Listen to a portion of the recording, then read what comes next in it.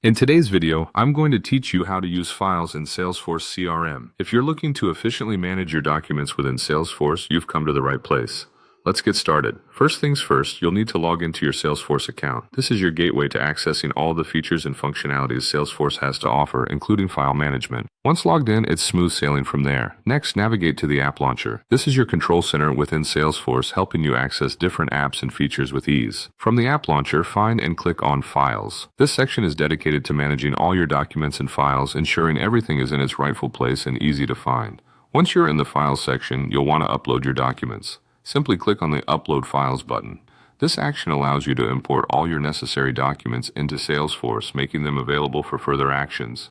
Uploading is straightforward, and Salesforce supports various file types, so you should have no problem adding the files you need. Now, let's talk about attaching files directly to records such as accounts or opportunities. This feature is incredibly useful for keeping your documentation organized and relevant to specific records. By attaching files directly, you create a seamless link between your documents and the corresponding records they relate to, enhancing accessibility and context. Sharing is caring, right? In Salesforce, you have the ability to share files with individual users, designated groups, or even via public links. This flexibility ensures that the right people have access to the right documents at the right time.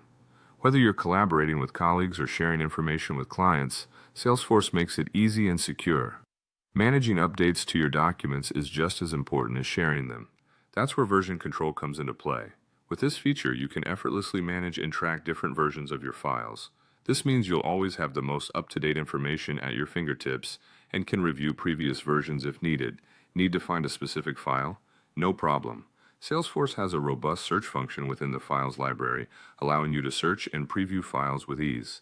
This ensures that you spend less time searching and more time focusing on what matters most. Lastly, setting permissions for your files is crucial for maintaining control over who can view or edit them.